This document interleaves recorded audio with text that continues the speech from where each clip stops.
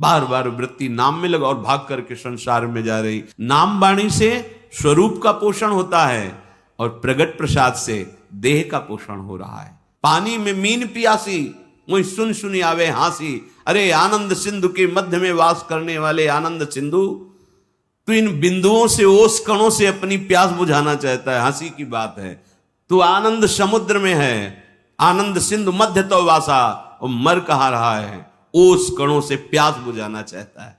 पर आप रुकिए अपने, जैसे हम मार्ग में चलते हैं हर समय वृक्ष पर ध्यान रहता है कि अगर वृक्ष, तो फिर हम वृक्ष पर ध्यान ही नहीं दे रहे। देखो ना, संयम रूपी वृक्ष पर ध्यान दे रहे, जो मना है सो बात करते चले जा रहे हैं। लग रहा है नाम नहीं चल रहा। नहीं, आप ऐसे कैसे बात कर सकते हैं? जैसे कुछ लोगों को ऐसा होता है कि गिन के नाम जब करें तो उसमें रहेगा इतना, अगर बिना गिने तो मतलब शायद गणना में ना आवे। नहीं नहीं, एक एक वृत्ति तुम्हारी वहां प्रभु की दृष्टि में है, बहुत होश में। अगर हम सात्विक भोजन करेंगे, अल्प भोजन करेंगे, तो विक्षेप से बच जाएंगे। जो आपका मन बार बार भजन से हटकर भोगों में जाता है, ये विक्षेप है। जो पूर्वकृत पापों से अंतःकरण मलिन है, वो क्षण में नष्ट हो जाएगा। आप एकाग्रचित होकर जो ही प्रियालाल के स्मरण, वो भस्म हो जाएगा, उसमें सामर्थ्य नहीं। ये विक्षेप बहुत घातक है। बार बार वृत्ति नाम में लगा और भाग करके संसार में जा रही। रजोगुण, तमोगुण, आहार, ये रसेंद्री बहुत, जैसे दुग्ध है, खीर है, घृत है, पवित्र वस्तुएं हैं, पर ये मात्रा से अधिक ले लो तो तमोगुण पैदा कर देंगी। है सात्विक, तमोगुण पैदा कर देंगी। मात्रा में प्राण पोषण होता रहे, शरीर को अपना मैं मानकर रसेंद्री जिस स्वाद पूर्वक जो हम पाते हैं, ये भजन नहीं होने देता। बहुत बहुत ये अनुभव की बात है, क्योंकि जीवन इसी में गया है। अगर हमारा भोजन सात्विक हो, अल्प है, तो आप देखो पहले जैसे एकादशी रहते थे तो स्वाभाविक उस दिन ज्यादा भजन होता था थोड़ा। तो अगर हम रोज ऐसा अभ्यास कर लें, अल्प आहार करें, देखो शांत रहेगा चित्त, बात करने का मन नहीं करेगा। और जब अधिक भोजन, तो आप भोक्ता बन करके अधिक पा रहे हैं ना, यही तो आपके सब इंद्रियों को खुला छोड़ देगा। ये जो आपके इंद्रियों पर शासन करने का स्वभाव, हर गाड़ी में ब्रेक होता है, अगर ब्रेक ना हो तो नष्ट हो जाएगा। आपकी जीवन गाड़ी में संयम रूपी ब्रेक होनी चाहिए। हर इंद्री पर आपकी दृष्टि होनी चाहिए। इस समय किसका वेग है? जनेन्द्री का, कि रसेंद्री का, नेत्रेंद्री का, कि वाकेंद्री का, उदर का वेग है, किसका वेग है? हर समय सावधान, संयम रूपी ब्रेक बिल्कुल। जैसे कोई भी रास्ते पे चलता है ना, तो पैर भी ब्रेक में बिल्कुल सावधान, जरा तुरंत। आप ब्रेक को भूले हुए, संयम रूपी ब्रेक ही नहीं है। जो मनाया बोल रहे, जो मनाया खा रहे, जो मनाया देखा है, जहां मनाया खड़े हैं, जैसा मनाया व्यवहार कर, नहीं, ये उपासक का लक्षण नहीं है। सात्विक भोजन बहुत जरूरी है, बहुत जरूरी।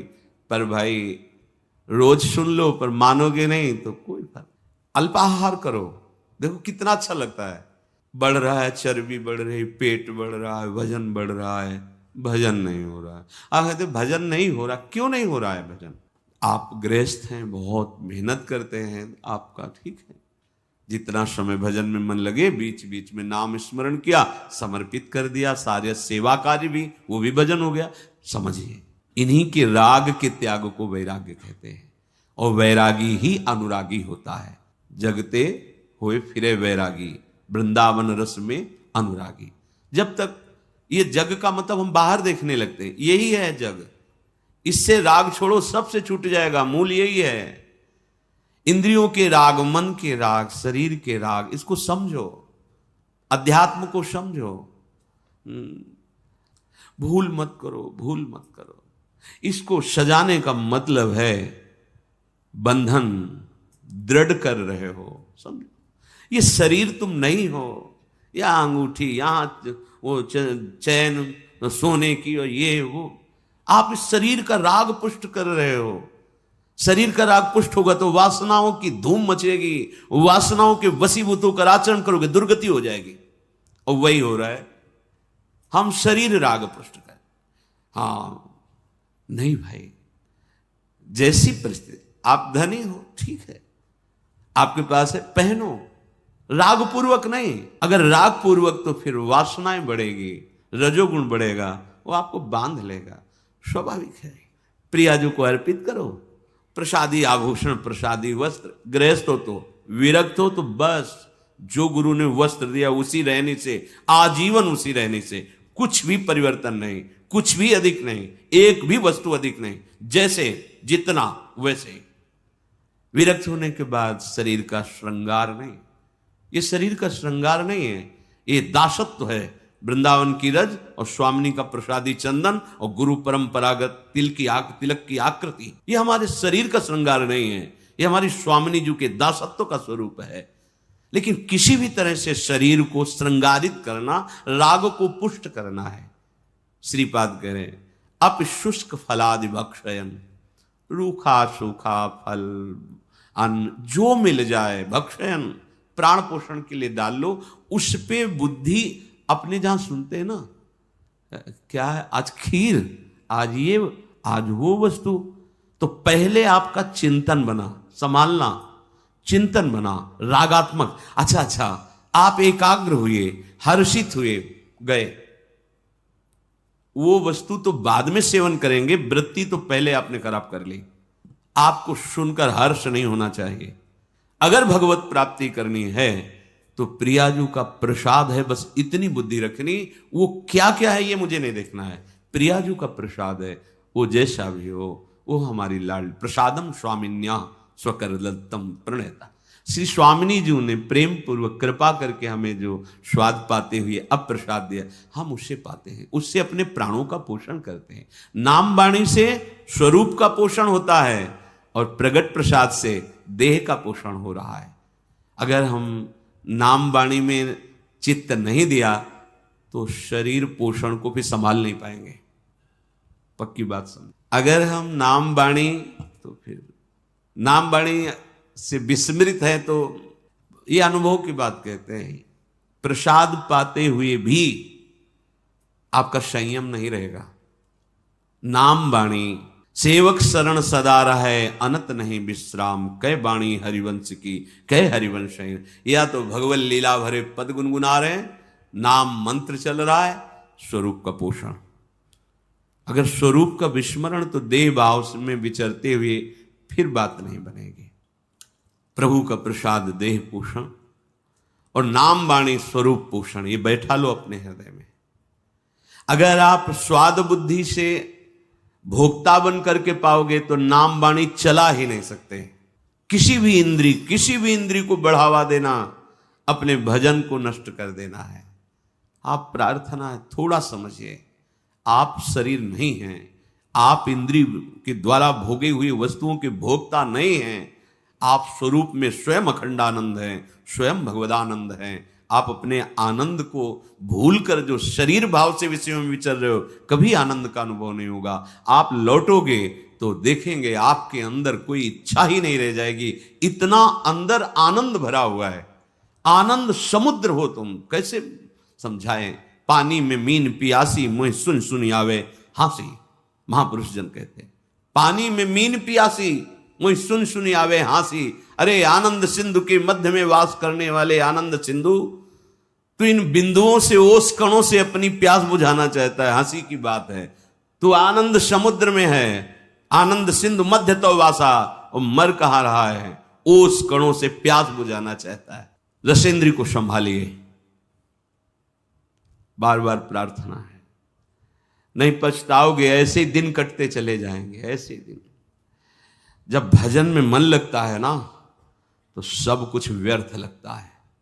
आप जिस कार्य के लिए निकले हो, या जिस कार्य के लिए आप वृंदावन वास कर रहे हो, या सत्संग सुन रहे हो, आपकी कितनी तन्मयता है। आप देखते हो अपनी वृत्ति को कहां है, कितनी देर मंत्राकार रहती है, कितनी देर प्रभु में रहती है, कितनी देर विषयों का चिंतन करती। देखो आप अंदर, वही बहिर्मुख बने प्रपंचा आसक्त। कैसे कैसे उस परमानंद का अनुभव करो। हम कहते जो गृहस्थ में है, थोड़ा नाम जप कर रहे हैं, वो अपने गृहस्थ कार्य को भगवत समर्पित कर रहे हैं, ठीक है। आपके लिए तो 24 घंटे प्रभु ने केवल भजन के लिए दिया है। जो वृंदावन वास कर रहे हैं, वैराग्य भाव से रह रहे हैं, 24 घंटे भजन के लिए, प्रमाद के लिए तो कोई 1 मिनट भी आपके लिए नहीं है। अब आपको क्या चिंता है? ना आपको शरीर पोषण की चिंता है, ना आपको, सब प्रियाजू के चरणों में अर्पित कर दिया। तो अब 1 मिनट भी भजन छोड़ना ये आपके लिए बहुत हानिकारक है। किसके लिए? अच्छा खा लिया, प्रमाद युक्त होकर पड़े हो, जिसे तुम अच्छा समझते हो अच्छा नहीं है, वो सब मल बन जाएगा। नाम जप, मंत्र जप, प्रभु के पद गान। रोना आता है आपको कभी एकांत में? तड़पना आता है आपको? कभी आप चिल्ला के रोए एकांत में देख प्रियाजू? कभी हृदय में ऐसी पीड़ा हुई, क्या करूं, कहां जाऊं, कैसे कैसे प्रभु मिले? हे नाथ अब कैसे मिलोगे? रोज का रोज मन की प्रवृत्ति को देखता हूं, प्रभु आपके योग्य नहीं, आप कैसे? चिल्ला चिल्ला के रोना आता है। क्या करूं, कहां जाऊं? ओ अंदर अंदर पता नहीं कब शरीर छूट जाए, प्रभु आपका दर्शन नहीं हुआ, अभी कोई स्थिति प्राप्त नहीं हुई, अभी निरंतर मंत्र नहीं चल रहा। ये कभी आप विचार करते हैं? कभी आप इस स्थिति को झांकते हैं? रोज प्रवचन हो रहा, टाइम से सुन लिया, रोज अपनी दिनचर्या, खाया पिया, बस आप देखो तो आपके अंदर क्या चल रहा है। ये कोई ऐसा थोड़ी कि भाई ड्यूटी है, अब बोल दिया और तुमने सुन लिया और चल दिया, ऐसा नहीं। हम एक अध्यात्म के पथिक है, हमें अपनी स्थितियां देखनी है। जो मन बुद्धि में, इंद्रियों में कुछ गलतियां हैं, उनको अपनी दृष्टि पे रखना है। हमारे में दूर करने का बल नहीं लग रहा तो हम अपने आराध्य देव से प्रार्थना करते हैं। हम मंत्र जप और बढ़ाते हैं, नाम जप और बढ़ाते हैं, और उन गलतियों को बिल्कुल बिल्कुल रोकते हैं, उनको नष्ट करते हैं। क्योंकि यही है नाम जप, मंत्र जप से आप देख लेना, आप जो चाहेंगे वो हो जाएगा। मंत्र जप का प्रभाव तो होता है कि चाहे खत्म हो जाती है, आप देखो तो करके। पर वो मंत्र जप करने के लिए, भजन करने के लिए, अध्यात्म में आगे बढ़ने के लिए इंद्रियों का संयम जरूरी है, जरूरी। हमने महापुरुषों को देखा है, संग हुआ है, बड़े ही विरक्त महापुरुष, तो प्रयाग में भी थे साथ कुछ समय। अब जैसे वहां तो भंडारा है प्रयाग में, तो जब कुंभ लगता है तो सब, तो किसी भी जैसे साथ थे, एक खप्पर रखते थे, नारायण बोले पंगत में बैठ करके पा लीजिए, बोले हमारा स्वभाव नहीं, आपको देना है तो ऐसे दे दीजिए। बड़े ही विरक्त महापुरुष, ऐसा लगता था हम साक्षात ब्रह्म के साथ हैं। हाँ सामने पदार्थ लाए, ये हाँ ये नहीं ये, और इतना जितना लिया, और गंगा किनारे बैठ करके ब्रह्मार्पणम ब्रह्मवेद, रात दिन अपने चिंतन में, कहीं कोई प्रपंच का भान नहीं। अब समय भी नहीं रह गया विचरण वाला, क्योंकि युग धर्म का प्रभाव होता है। अब जैसे आप जवान जवान साधक हो, आप विचरण नहीं कर सकते, अमंगल हो जाएगा। अब वो ना मना स्थिति ऐसी है और ना समाज स्थिति ऐसी है। संत को देखते ही भगवत भाव से, अब तो संशय वृत्ति से देखा जा सकता है, तो भगवान ने कृपा करके धाम और तीर्थों में, पुरियों में वास दे दिया। अब हमारा क्या कर्तव्य है? एक क्षण भी प्रभु का विस्मरण ना हो। हमें जगत मंगल के लिए कुछ और करने की जरूरत नहीं है। आप जितना भजन करेंगे तो रोम रोम से आप कैसे परमाणु प्रकट होंगे, जगत मंगल स्वतः होने लगेगा, स्वतः होने लगेगा। पर आप रुकिए अपने, जैसे हम मार्ग में चलते हैं, हर समय वृक्ष पर ध्यान रहता है कि अगर वृक्ष, तो फिर हम वृक्ष पर ध्यान ही नहीं दे रहे। देखो ना, संयम रूपी वृक्ष पर ध्यान दे रहे, जो मना है सो बात करते चले जा रहे हैं। लग रहा है नाम नहीं चल रहा, नहीं, आप ऐसे कैसे बात कर सकते हैं? वो आकृति अलग होती है, नाम चल रहा है, बात कर रहा है तो उसकी एक अलग दृष्टि होती है, आंतरिक दृष्टि, वो नेत्रों में झलकती है कि वो यहाँ बात कर रहा है लेकिन पूरा नहीं है। अर्थ पर दृष्टि बहुत धोखा कर देती माया, बहुत धोखा। बार बार प्रार्थना कर कहते सावधान, माया का कार्य है भगवत विस्मरण करा करके राग पूर्वक बांधना, वस्तु में, व्यक्ति में, स्थान में। नहीं भाई नहीं, होश में। अगर हमारा ये अचला 1 वर्ष चलता है तो हमें दूसरा लेने की जरूरत नहीं, ओढ़ना ही तो ना। हमारा वस्त्र जितना प्रयोग में आता है उतना बस। जब तक भगवदाकार वृत्ति नहीं हो जाती तब तक यह सिद्धांत अपने में नहीं लागू करना चाहिए कि महलों में रखे चाहे झोपड़ी में वास दे। आप फेल हो जाएंगे, क्योंकि आपका राग नष्ट नहीं हुआ। ये सिद्धों की स्थिति है, महलों में राखो चाहे झोपड़ी में वास दो। दत्तात्रेय जी महाराज कहते हैं, कभी कभी मैं राजमहलों में सुंदर पलंगों पर सुंदर नाना प्रकार के भोग सामग्री पाते हुए वहां पड़ा रहता हूं, तो कभी स्मशान में और कभी फुटपाथ में धूल धूसरी। ये स्थिति नहीं है। कभी बड़े बड़े राजाओं के द्वारा पूजित होता हूं, कभी जो मूढ़ पुरुष उनके द्वारा अपमानित होता रहता हूं, कोई फर्क नहीं। अपनी स्थिति नहीं है, ये सिद्धों की स्थिति है। महलों में राखो चाहे झोपड़ी में वास दो, अपनी स्थिति अभी राग युक्त है, हमको बचना है। जब तक वैराग्य युक्त वृत्ति नहीं होगी तब तक वो वृत्ति का क्या होता है, चिपकाव होता है। किसी वस्तु चिपक गया, किसी व्यक्ति उस पर चिपक गया।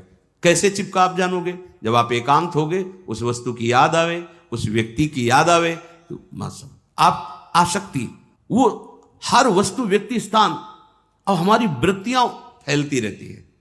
तो उपासना किस बात की हो रही? चित्त वृत्ति को रोक करके प्रभु में लगाना। अब गोपियों की स्थिति है कि वो व्यवहार के कार्य सब कर रही है, लेकिन एक एक वृत्ति कृष्णाकार है। ये कोई स्त्रियां है? परमहंसों की पूजनीया गोपी ये कोई स्त्री है? मुरारी पादार्पित चित्त वृत्ति।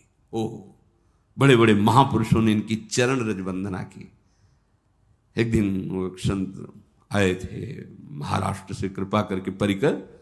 कोई कोई शब्द होता है जो एकदम दिमाग में छा जाता है। वो बोले, जिसके मुख में राम तिनको करूं प्रणाम। वैसे पद गा रहे तुकाराम जी का, हे जिसके मुख में नाम, वो कह रहे प्रणाम करता हूं मैं उसको। और कोई साधन की बात नहीं, जिसके भागवत में यज्जिभ्याग्य वर्तते नाम तुभ्यम, बार बार हम आपको इशारा कर रहे हैं। सब साधना का, सब तीर्थों का, सब सत्संग का, सब शास्त्रों का एक फल, तुम्हारा नाम ना छूटे, मंत्र ना छूटे। अगर आप इस पर हैं तो फिर ये प्रपंच की वार्ता कौन करेगा? फिर ये नाना प्रकार के स्वादिष्ट पदार्थ कौन स्वाद लेगा? जो मुहि राम लागते मीठे, गोस्वामी तुलसीदास जी कह रहे। यदि मुझे भगवान का नाम प्रिय लगने लगता तो ये सब पदार्थ, ये जितने व्यंजन है, सब सीठे लगने लगते।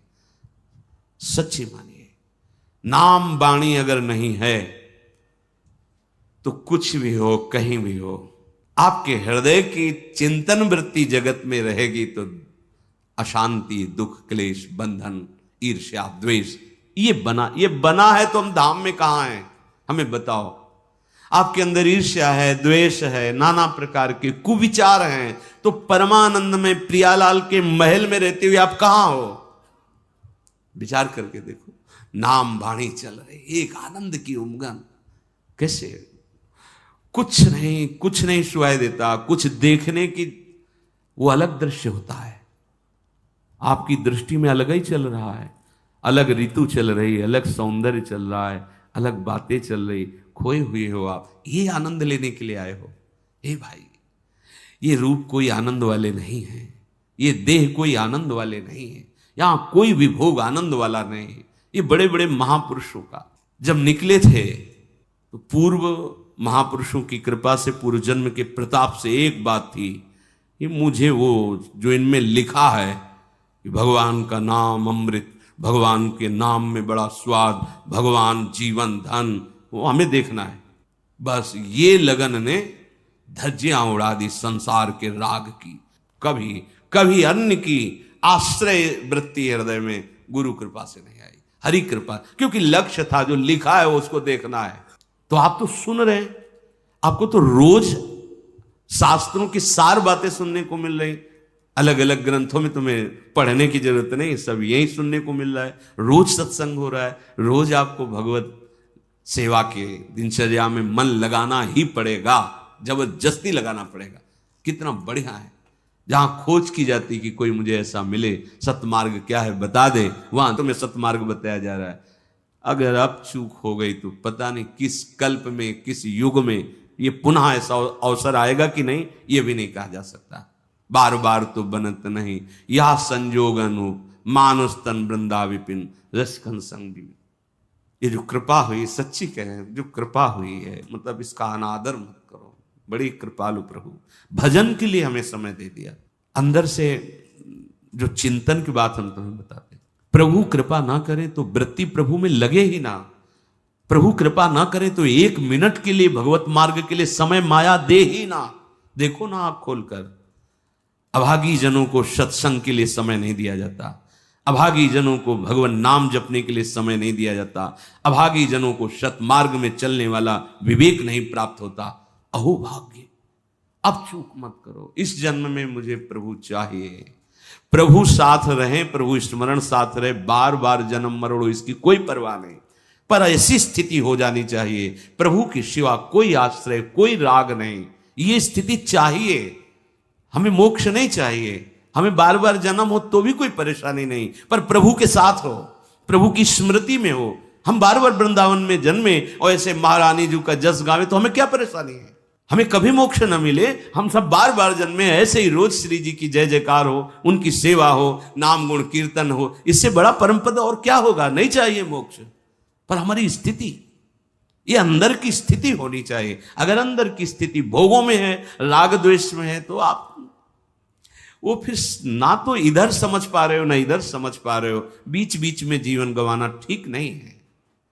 गृहस्थी में जो है, भोगों में जो लगे हुए हैं, तो जगने का चांस है कि भाई सोए हैं कभी तो जगेंगे, जब जगेंगे तो होश आ जाएगा। लेकिन आप जग करके सोने का नाटक कर रहे हैं, अब आपके ऊपर क्या उपाय किया जाए? सोया हुआ पुरुष तो जगने का चांस है, लेकिन जगा हुआ पुरुष सोने का नाटक करे तो कैसे जगाया जा सकता है? इसलिए बहुत सावधान। अपि शुष्क फलादि भक्षयन क्षुधितो निर्झरवा विवम तृषा। भूख लगे तो रूखा सूखा जैसा सबसे उत्तम वृत्ति आकाश वृत्ति मानी गई है। शांत जहां है जैसे वो प्रभु भेजेगा। फिर द्वितीय माधुकरी वृत्ति विरक्त के लिए, फिर और वृत्तियां हैं, एकत्रित कर लिया 6 महीने साल भर उसको पाते रहे, ऐसे अलग अलग वृत्तियां हैं। जो भी रूखा सूखा मिले, हर समय जैसे मां अपने बच्चे पर दृष्टि रखती है, ऐसे भगवान अपने शरणागत पर रखते हैं। भजन में डूब रहे माधवदास बाबा जी, एक छोटी सी झोपड़ी तृण की बनाए हुई है समुद्र के किनारे, और कुटिया में प्रवेश करके पीठ करते हैं कुटिया में प्रवेश द्वार की तरफ, और मुंह करते हैं ऐसे, जो तृण का कुटिया है, प्रवेश द्वार से देखो तो पीठ दिखाई देगी, नहीं निकलना, बस निरंतर मंत्राकार वृत्ति, नाम जप। ठाकुर जी के सामने भोग पधराया गया, पर्दा किया, वही पूरी भोग की थाल उठा के आ गए। उनको पता है तुम भजन कर रहे हो, उनको पता है तुम उनके शरणागत हो, एक एक क्षण देख रहे हैं। इसीलिए जब विरक्त उपासकों को, अनुरागी जनों को आहार नहीं मिलता, भोजन नहीं मिलता, तो समझ जाते आज प्रभु भूख ही पवाना चाहते हैं। प्रसन्न, एक समय है, चिंतन गया, देखा नहीं है, समय कृत बस अपने स्वरूप में। आज प्रभु की ऐसी इच्छा है, आज प्रभु का यही विधान है, क्योंकि वो देख रहे हैं ना, वो देख रहे हैं। प्रभु स्वयं अपनी थाल लेकर के गए, बाबा प्रसाद, भजन पूरा हो जाएगा, हमने रख दो, बाद में अपनी थाल ले जाना। कितने निरपेक्ष। हमें प्रभु हर क्षण देख रहे, हमें चिंता नहीं करनी। विरक्त की बात करें, गृहस्थ में जो कर्तव्य कर्म है, जो कुछ धर्म के द्वारा वो बनाओ, भोग लगाओ, अतिथि सेवा करो, परिवार की सेवा करो, भगवान नाम जप करो, वो सब कुछ प्रभु को समर्पित कर दो, वही गति होगी जो एक विरक्त की होती है। हमें प्रभु प्रतिपल देख रहे, ये बात हृदय में बैठा लो। हर समय आप प्रभु की नजर में हो, वो तुम्हें देख। ऐसा मत समझो कि जैसे कुछ लोगों को ऐसा होता है कि गिन के नाम जप करें तो उसमें रहेगा इतना, अगर बिना गिने तो मतलब शायद गणना में ना आवे। नहीं नहीं, एक एक वृत्ति तुम्हारी वहां प्रभु की दृष्टि में है। नाम की अधिक आवृत्ति हो बार बार, इसलिए